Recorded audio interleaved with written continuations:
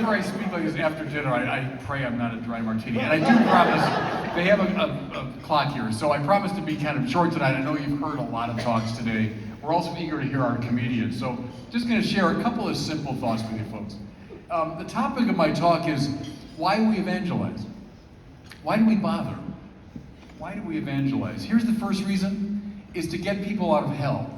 Now, I say that in the full eschatological sense of helping people avoid eternal damnation. That's true. The saving of souls is the purpose of evangelization. But I want to focus it a bit because, as all of us sinners in this room know, hell begins here, just as heaven begins here, right? We get a taste of heaven in the best moments of life here, and we all know what it means to live in hell. And part of the purpose of evangelization is to help people get out of that condition. You know, the Buddhists talk about the first noble truth is all life is suffering. And it doesn't mean that every single moment of your life is misery, but it's close to our doctrine of original sin, that we have a tendency to get caught in certain addictive and destructive patterns that condition the whole of our life. Look at the imagery used for hell, by the way, it's very interesting. Go back to Jesus himself, Gehenna. Gehenna being a kind of a garbage dump not far from Jerusalem, where there was a permanent fire, a bit like a tire fire, we would say. You know, people were burning the trash and the refuse, and the fire never went out. Well, it's a great image, fellow sinners, am I right? It's a great image for these addictive and self-destructive patterns that we get into that are like a fire always being kicked up within us. You know, Dante, by the way, used the opposite image. It wasn't fire for him, but ice. That's good too. Sin that gets us stuck in place. We can't move. We can't reach out to others. And Satan, in Dante's Divine Comedy, buried up to his waist in ice, and then he beats his great angel wings. He's a fallen angel. But now they're like bat wings. And all they succeed in doing is making the world around him colder. That's a beautiful image, everybody, of what sin does to us. It takes the very best in us, what's meant to be angelic in us, and as we exercise it, but caught in these addictive patterns, it just makes the world around us colder. Well, part of the purpose of evangelization is to get us out of hell. It has a saving purpose. Our word save, it comes from a Latin word salus, meaning health. But if you were greeting someone in ancient Rome, you would have said salve to them. It meant good health to you. Well, salve is, salve regina, S-A-L-V-E, salve. And our word salve is the closest relation to in English. Health, health. Part of the purpose of evangelization is to bring healing to people, to show them a way out of the desert, out of the fire, out of the ice, whatever metaphor you want to use. Jesus said, I've come that you might have life and have it to the full. Well, see, we agents of evangelization are meant to be bearers of life, helping people find a way out of hell. Okay, what's hell? I'm going to provide this definition to you. Hell is the suffering caused by false praise. And there's my whole talk in a way, so just get that in your memory banks. Hell is the suffering caused by false praise. Now, what do I mean? St. Augustine reminded us long ago, we're built for God. Right? We're wired for God. We have an infinite longing in our hearts. Only God can satisfy it. Therefore, when I hook that longing onto anything less than God, I'm unsatisfied. I've always loved the imagery from St. John of the Cross. He's the greatest of the spiritual writers in our tradition. And John of the Cross said we have these infinite caverns in us. That's the longing for God that only the infinite God can satisfy. But what do we do, John of the Cross said? We spend most of our lives throwing things into those caverns, hoping they'll be filled up. So we take the goods of the world, which really are goods, but they're not meant to satisfy our infinite hunger, and we throw them down this infinite cavern. What's the result? We get frustrated, and then in short order we become addicted. And you see exactly why. Because now I'm trying to make myself happy. What did Thomas Aquinas remind us? The big four things we seek in place of God: wealth and power, pleasure and honor. Now think about it again, fellow sinners, all of us. end up to varying degrees worshiping some version or combination of those four things. We make them the highest value. We take wealth or pleasure, power or honor, and then we throw them into these infinite caverns. And they're not filled up because they can't be filled up. And then we panic, right? We panic. I guess the reason I'm not happy is I don't have enough wealth. I don't have enough pleasure. I don't have enough power, enough honor. So I strive and strive and strive to fill up the infinite cavern, and it doesn't work. And now a very deep fear sets in. I strive and strive and strive. I'm now caught in this self-destructive and addictive pattern. As I exercise my spiritual powers, all I'm doing is making the world around me colder. The very best biblical image, I think, for this is from the Elijah cycle of stories. So I talked about one of them tonight in the homily. But the other great one, of course, is the Elijah and the priests of Baal on top of Mount Carmel, remember? He tells the priests of Baal, sure, build your altars to your gods. You cry out. We'll see what happens. Then I'll build an altar to God, and let's see who wins. And so the priests of Baal, honoring false gods, that's always the problem, false worship. They build the altars, and they pray, and they chant, and they cajole, and they beg, and nothing happens. That's decisively important, everybody. That's a spiritual lesson of crucial significance. Because the fire will never fall when we're worshiping false gods. It just won't. It's not meant to. And so they panic, and they hop around the altars with greater insistence. And Elijah mocks them, you remember? I don't know, maybe they're gods, or maybe they're asleep, or they're on vacation. I don't know where they are. That's beautiful, by the way. That's beautiful spiritual leadership. We should do more of it, by the way. You know, we often get bullied by the secular society. No. Let's reverse some of that bullying. I mean, we're the ones who should name the pain of the secular society. It's the same one. It's the same one. The gods you're worshiping, wealth, pleasure, honor, and power, they'll never satisfy you because they can't. So Elijah mocks them. At which point we hear they begin to slash themselves, remember? Until the blood flows. And still no fire fell. I love that image. It's so good. And in some cases it becomes literally true for people who cut themselves, right? But it's an image for the self-destructive quality of bad praise. The addictive, self-destructive quality that makes us miserable, makes us sad. What saves us? What salves us? Right praise. And so Elijah erecting the altar to Yahweh and then giving right praise to the true God, the fire falls. Well, that's the way it works. It still works that way. Getting people out of hell is getting them out of that terrible addictive tendency to hop around the altars of the priests of Baal. Does that make sense? And every sinner that we come across is to some degree in that position. To evangelize is to move them out of it. You know, the great New Testament version of this is the woman at the well. What does Jesus say to her? You come to this well every day, and you drink, and you get thirsty again. St. Augustine said the well is indicative of what he called concupiscent desire. It's just what I'm talking about. It's errant desire. Worshipping of false gods. It's wealth, it's power, it's pleasure, it's honor. We come to that well every day and we drink, but we get thirsty again. What does Jesus say to her? I want to give you water bubbling up in you to eternal life. I want to hook you on to the worship of the true God. That's evangelization. Here's St. Thomas Aquinas. Where do we see this on full display? In the Beatitudes. Is wealth your problem? And a lot of us, sinners are addicted to wealth, and we're caught in that self-destructive pattern. So what does Jesus say? Oh, how blessed are the poor in spirit. How blessed you are if you're not addicted to wealth. Is pleasure your problem? Ah, how blessed are you if you mourn. What a weird thing to say, right? How blessed you are if you mourn. But interpret it this way. How blessed you are if you're not addicted to pleasure. Is power your hang-up? Then how blessed are the meek. I don't know any culture that would ever say to people how blessed you are if you're powerless and meek. But you see what he means.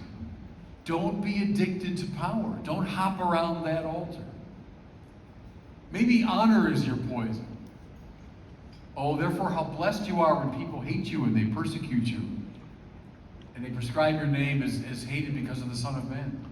Good. How lucky you are if you're not addicted to the approval of others. Those 4 addictions overcome, what do we hear? How blessed are the merciful. What's mercy? That's what God is. So the merciful are those who have hooked themselves onto the praise of the true God. Oh, how blessed are the single-hearted. My life isn't divided among the goods of the world. It's single-hearted. It's focused on God alone. How blessed are the peacemakers. When you're addicted to one of these worldly goods, you're caught in a self-destructive pattern. You make the world around you colder. When you're hooked on to worship of the true God, when you've been saved, you've been healed, then you become a healer, a life giver, and a peacemaker. You want to be happy, beatitudo, right? And everybody in this room wants to be happy. That's the formula. Get rid of the 4 addictions. Hook yourself onto right praise. To evangelize is to draw people into that space. A little more Thomas Aquinas for you. Where do you see the Beatitudes fully exemplified? In the cross of Jesus. The great St. Thomas said, you want to be happy? Love what Jesus loved on the cross. And despise what Jesus despised on the cross. You'll be happy. That's a really interesting little formula. Throw out Oprah books and all those self-help. It won't help you. This will help you. And I mean, take it to the bank. What did Jesus despise on the cross? Well, what's his relationship to wealth? How wealthy is he on the cross? He's got nothing. What's his relationship to pleasure on the cross? At the limit of physical and psychological and even spiritual suffering. God, my God, why have you abandoned me? How much power does he have on the cross? None. He can't even move. How much honor does he have? As they mock him and they spit at him. He's detached from the 4 classic addictions. He's not worshiping at those altars, but rather what? Love what Jesus loved on the cross, which is doing the will of his Father. Do you see now why, everybody, from that cross flows healing and salvation? Do you see now why the blood and water flowing from his side is a blood and water that heals us? It's also why St. Paul said, the only thing I know is Christ and him crucified. That's all I'm going to talk about. I want to hold up Christ crucified because that's the source of healing to us. Just as the serpent, the bronze serpent lifted up in the desert in the time of Moses, brought healing to those who were bitten by the serpents, so the image of Christ crucified heals. And of course, we just celebrated this. What is Christ crucified but the image of right praise, right?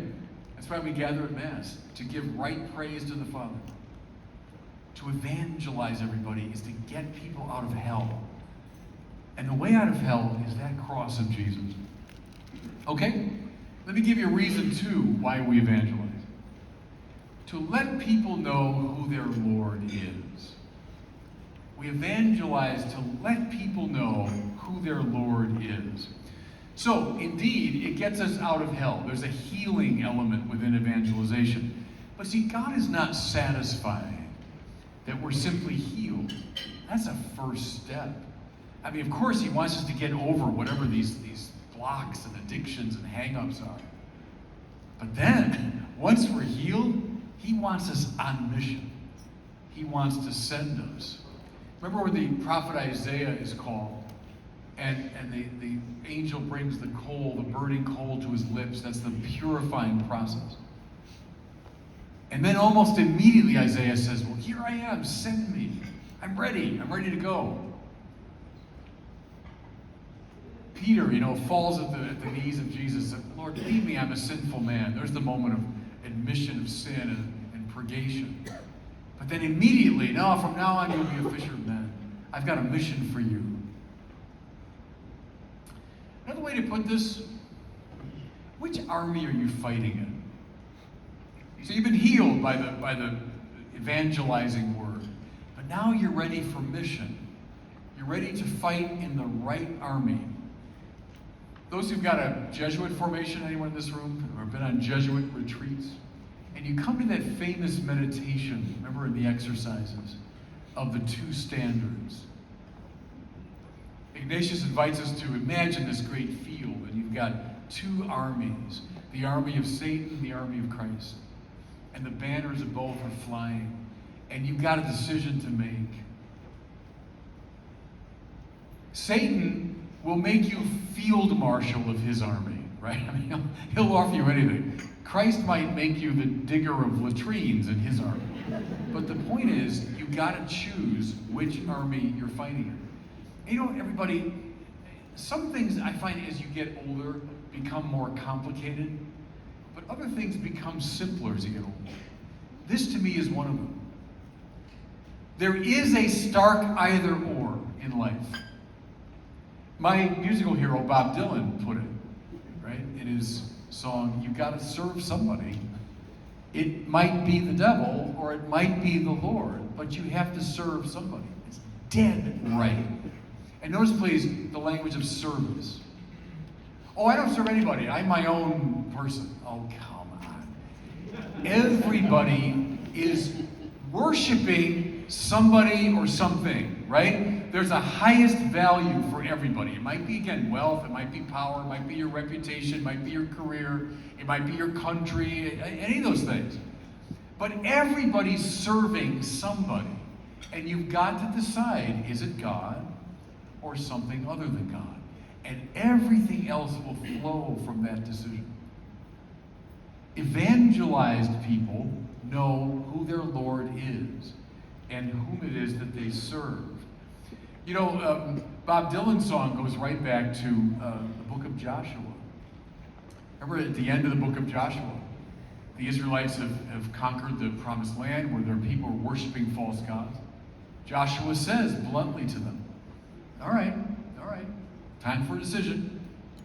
You can worship the gods of the peoples here, but for me and my family, we'll worship the Lord. Bracing, clear, unambiguous. Yep, and we all got to face it. You got to serve somebody. Who is it? Evangelized people know who their Lord is and in which army they're going to fight. The spiritual writer, Father Ron Rolheiser, he's an Oblate of Mary Immaculate. Cardinal George was a friend of his. He once said, it stayed in my mind, he said, there are two types of people in the world. There are people that suck the air out of the room and people that breathe life into a room. And I think that's right. You see why, and look, we're all sinners in this room, but why people suck the air out of the room? Because they're caught in addictive patterns. Right? If you say that my life is all about wealth, well then the people in the room is just they can help me get wealthier. My life's all about power. Well, the people here will just be a means to that end. My life's all about honor. Well then, look, there's all these people that might honor me. So my whole stance is now to draw life out of the room. But those who are free, those who've been salved by the cross of Jesus, they're able now to breathe life into a room. Beautiful. So which army are you in? Are you in the army of those who suck the air out of the room, or the army of those who breathe life into the room? That's a decision. Evangelized people know who their Lord is.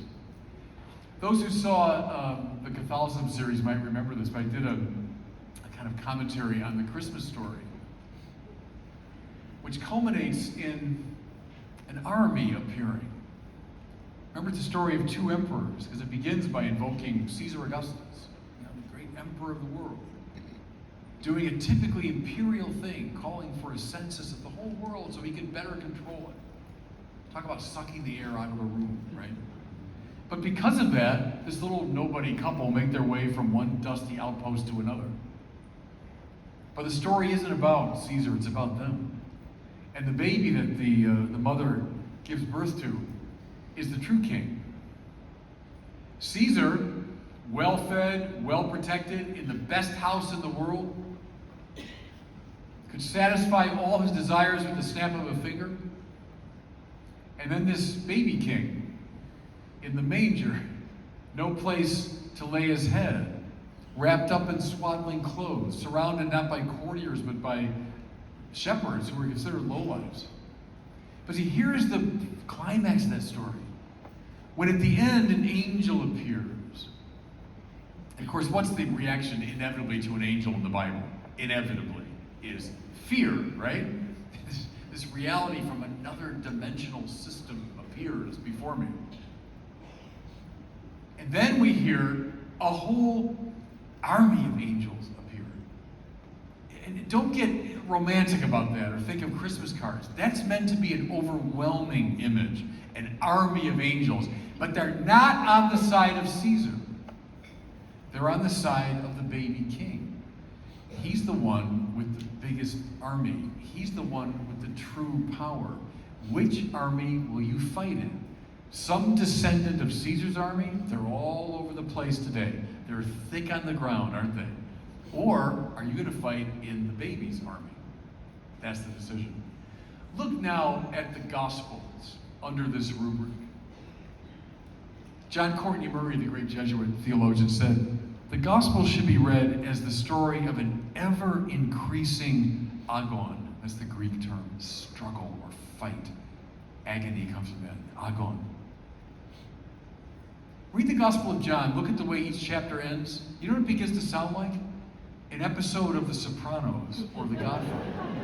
And they plotted to destroy him. And they spoke against him. And they arranged to kill him. And they read it as the story of this increasingly intense struggle between two armies, if you want. And where does that come to its full expression?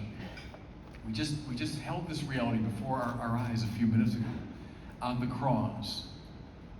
See, what's the cross, everybody? Read the passion narratives of cruelty and hatred and stupidity and blindness and institutional injustice and all the negativity of the world produced by unsaved people, produced by people in hell, people who are caught in these addictive, self-destructive patterns. All the characters that bring Jesus to the cross are meant to exemplify that. And think of the cross itself as a beautiful symbol of the fallen world and all of its power. It's what Rome used to terrify its enemies. And by God, it did terrify Rome's enemies for centuries. It's like the emblem of the fallen world. It's the emblem of hell, the cross. And on that cross, Jesus enters into the ultimate agon, or struggle, where his vision of life, his way of being in the world comes up against the negativity of the world. And by all accounts, on Good Friday, by all accounts, Caesar again has won. That's the drama of that day. We're meant to see there's this wonderful figure, this great Christ, this Messiah, but he's done in by the power of the world. But then Easter Sunday shows that the love of God and the power of God is greater than anything that is in the world. Jesus went all the way down. He went all the way to the depth of our dysfunction. But then demonstrated that God's love is more powerful than any of the dysfunction of the world. Demonstrated that what was displayed on Christmas is in fact the case. That the angelic army is more powerful than Caesar's army. See, that's why when you read the Gospels, they're filled with this kind of marvelously militaristic language. What I mean is, even this word that's at the heart of our program, euangelion, evangelism comes from that, evangelization. Well, angelos, right, means messenger. Eu means good. So euangelion is good news. But But this is what they did in the ancient world when an emperor or a general won a battle, is they would send ahead of them evangelists, euangeloi, right? Bearers of good news, to say, hey, everybody, Caesar won. Caesar's generals have won another battle. You see how edgy, wonderfully edgy these first Christians were. When they said, no, we got the real euangelion. Has nothing to do with Caesar, but rather with God's victory over Caesar. God's victory over sin and death and all of their power. And so the point of a St. Paul as he evangelized was to say, you've got a new Lord, you folks. It's no longer Caesar. You know, I've shared that before, that it was kind of a watchword of the ancient world. You'd say, Kaiser Kyrios. Caesar's the Lord. You even greet people. Kaiser Kyrios. It's a bit like Heil Hitler, you know, back in the 1930s. Kaiser Kyrios. Caesar's the Lord. But as St. Paul says, it's exactly why he ended up in jail so often. Paul says over and over again, Jesus Kyrios. And we think it's a nice, you know, spiritual talk. Jesus is the Lord. That was a very edgy, revolutionary thing to say in the first century. Because it meant, no, Caesar is not the king. Jesus is the king. You're not meant to march finally in Caesar's army. You're meant to march in Jesus' army. It may be the devil, it may be the Lord, but you got to serve somebody. And don't play this autonomy game. No one really is like that. We're all serving somebody. Evangelized people have heard the euangelion that Jesus, having gone to the limits of God-forsakenness, has emerged as the victor. And so now it's time, healed people, to march in his army. That's what evangelization is about. Knowing who your Lord is, whose army you belong to. Okay, one last little move and I'm going to stop. I've got 5 bottles of water down here. Really get wound up. Let me close with this. I just came across this recently. Dorothy Day is someone I've admired for a long time, the founder of the Catholic Worker Movement, now under consideration very seriously for canonization.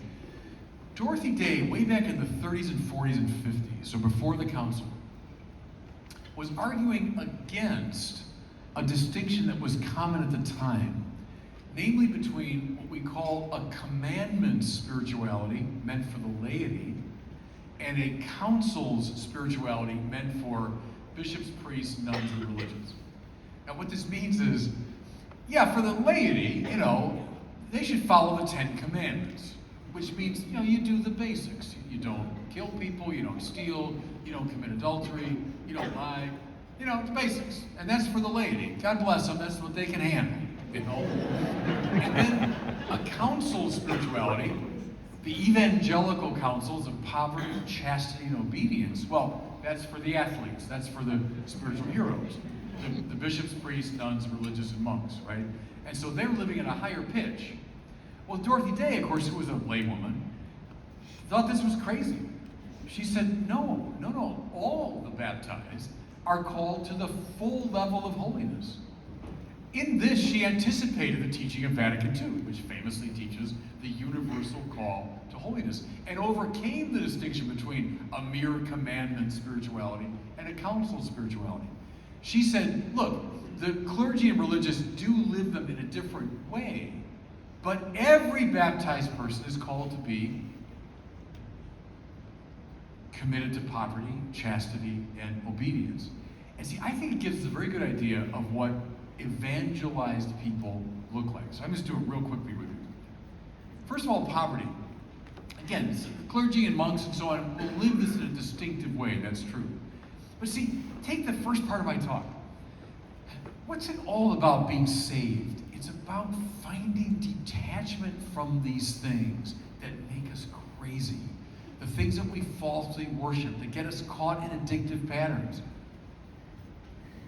To be poor means to be spiritually detached from these things.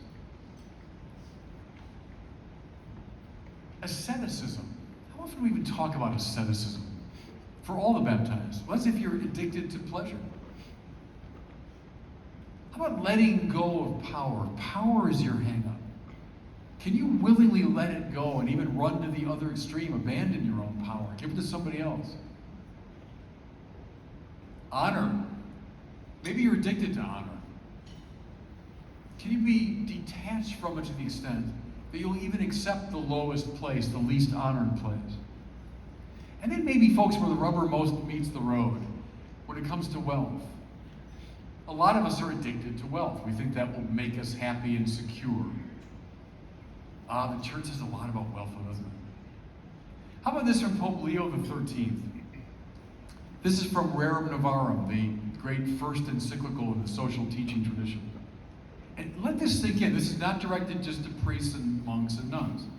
He says, when the demands of necessity and propriety have been met, everything else you own belongs to the poor.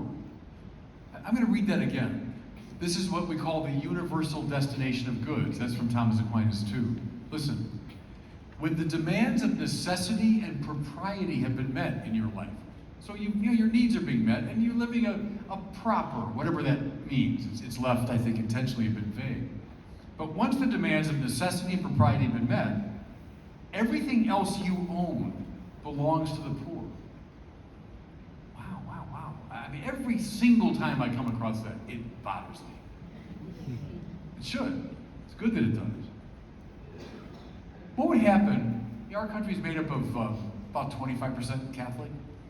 What if tomorrow all the Catholics in our country decided they're going to live this way? Well, the whole country would change, wouldn't it? It's what evangelized people look like. People who are free from their attachments and know which army they're fighting in. They know who their Lord is. How about chastity? Well, what's chastity? It doesn't belong uniquely to monks and nuns and priests. No, chastity means sexual uprightness, right? It means living your sexual life in a morally upright manner. That's chastity. Of course everyone's called to chastity. Everybody is. What's the great teaching of the church? That sexuality belongs within the context of marriage with the great ends of unity and procreation in mind. Now, why do we teach that? Because we're Puritans and we're hung up on sex? No. The thing is, Catholic guilt and Catholic laws and all that. We surround precious things with laws. That's the basic principle, isn't it? If I'm out in some field and there's a rock lying there, I don't say, may I pick that up? May I take that home? Yeah, of course you can. Who cares? No one cares about that rock. But you walk into the Louvre in Paris, may I go up and just add a few strokes of paint to that? The Louvre, I used to go to the Louvre all the time when I was a student in Paris, and it's surrounded by laws. It's surrounded by restrictions. So is Wrigley Field in Chicago, by the way. Anything that we consider precious, we surround with laws. So don't cave into the culture's nonsense about that. No, the Catholics are puritanical. We don't have a puritanical view of sex. We have a caritative view of sex. It's kind of a half-made-up word, but from caritas. The idea is to bring the whole of your life under the aegis of love. What's love? Caritas. It's willing the good of the other. Why unity and procreation within marriage? Because it renders caritative our sexuality. It directs sexuality according to the demands of love. That's what it's about. And to live chastely is to live precisely that way. We Catholics are meant to be shining stars in the culture that show the way. Let me give you two quotes from Humanae Vitae, St. Paul VI, great 1968 document. Start reading it sometime in paragraph 19. It's when St. Paul begins playing the prophet. And he's talking not about the particularities of contraception so much, but as what might happen down the pike if we go down this road. Listen to this one. Let us consider how easily this course of action, so the opening toward contraception, could open wide the way for marital infidelity and a general lowering of moral standards. Not much experience is needed to be fully aware of human weakness and to understand that human beings, especially the young, need incentives to keep the moral law. And it is an evil thing to make it easy for them to break that law. I don't know about you, but that's pretty prophetic to me. Does anybody think that we're not living in a culture that's marked by an awful lot of sexual chaos? Well, I mean, it's an essential part of life, not the whole of life, but it's an essential part of life. If it's not disciplined according to caritas, it's not directed according to love, then we have this breakdown in marriage, which means a breakdown in the basic unit of society, which means a breakdown in the culture as a whole. Paul VI is naming this. How about this one? Now think of this after Harvey Weinstein. Listen to this. Another effect that gives cause for alarm is that a man who grows accustomed to the use of contraceptive methods may forget the reverence due to a woman, and disregarding her physical and emotional equilibrium, reduce her to being a mere instrument for the satisfaction of his own desires, no longer considering her as his partner whom he should surround with care and affection. Now, I'm going to bracket the particular issue of contraception, but just to see what Paul VI prophesied. It struck me in the wake of the Harvey Weinstein thing and the Me Too movement, and people quite rightly calling for the respect for women, decrying the way that this man and so many others have treated women. Listen, reducing her to being a mere instrument for the satisfaction of his own desires, no longer considering her as his partner whom he should surround with care and affection. This has been the teaching of the church forever. I mean, we're the ones who've been saying this to the wider culture forever, and we get pilloried all the time for being hung up and puritanical. And he saw it in 1968. It's a lot of the laity, if you want, not living chastely.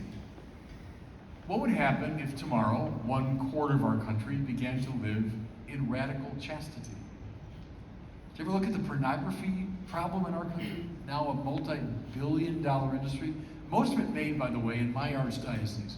If you look at the LA, that's where most of the pornography in the country comes from. What would happen if 1/4 of us overnight began to live chastely? Last one now, I promise I'll stop then. So poverty for all of us, every baptized person. Chastity. Last one, obedience. When I was ordained in 1986, I put my hands like this in the hands of Joseph Bernadine, who ordained me.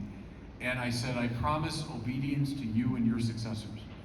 At the time, I barely knew Bernadine. I mean, he was just the cardinal, and no idea who his successor would be. But I was in that moment surrendering my career. Right? When you say I'm going to promise obedience, it means I give up planning my life. I'm not going to plot the course. I'm going to listen to my superiors, trusting that they embody the voice of the Holy Spirit. And that's why I've tried to live my life that way, as a cleric, as someone who's promised obedience. When I became rector of the seminary, this is some years ago, I'd been named maybe a month, and there was a big fundraiser. And there were a lot of very wealthy people in the room. And the cardinal was there too, and he had his red cape on and the cassock and everything.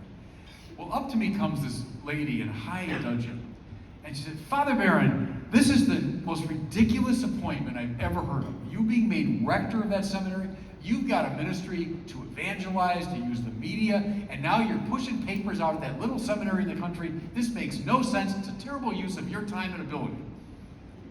And I said to her, there's a little man in a red cape in the next room who can answer all your questions. But that was the beauty of it. That's obedience. I'm not plotting. Like, I didn't plan this. I didn't desire it. It was given to me. Okay. But for all of us, even those not under that kind of clerical authority, what does it mean to be obedient? It means your life is not about you. One of the most basic intuitions of the spiritual life, that your life is not about you.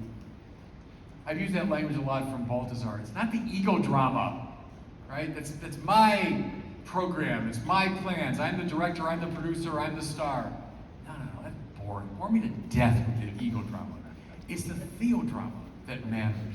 What God wants for you. what God's designed. He's the producer. He's the director. He's got a role for you. It might not be a starring role, at least in your eyes. To be obedient is to say, I'm not living the ego drama. I'm living the theodrama. Did you see, I saw this movie called The Shape of Water a couple years ago about the lady who falls in love with the fish. Remember that? Well, I watched the movie unfold, and the minute it ended, I turned to a friend with me and I said, that's going to win the Academy Award for Best Picture. And I was right. And the reason I said it checks every box, but I said especially the title of the movie. See, what does the shape of water mean? Well, water has no shape, except the shape that we choose to give it, right? Water is just utterly fluid. It's whatever you want it to be. That's the voice of our culture today. Moral norms, moral values, the integrity of human action, all of that is bracketed in favor of a completely autonomous self-creation. This culture of self-creation, everybody, is really dangerous. It's like saying, to a kid that wants to learn baseball, just play any way you want. Or golf, just swing the club any way you want. Just make it up as you go along. Now, the fun of it is to submit yourself to the rules, the objectivity, the integrity of the game, so that those rules get into you and then make you into a baseball player or into a golfer. The same is true in the moral order. It's a submission to, listen, an obedience. Obeidere just means to listen to the objective normativity of moral value. And that's what brings us to life, not the shape of water that I just give whatever form I want to give to it. Bore me to death again with that. That's the old, tired ego drama. The theodrama is being attentive to these great objective normativities that make me come alive. See, that's obedience, everybody. That's the obedience that every evangelized person ought to demonstrate. Okay, so 2 reasons to evangelize. Get people out of hell. We've all been there, because we're all sinners. You all know people right now who in a very particular way are probably in hell. Why do you evangelize? To hold up the cross of Jesus, to show them the path out of it. But then once they're out of hell, to teach them and tell them what story they belong to, whom they serve, which army they ought to fight in. And then the way to do it is by living poverty, chastity, and obedience. I think that's why, everybody, we evangelize. God bless you. Thanks for listening.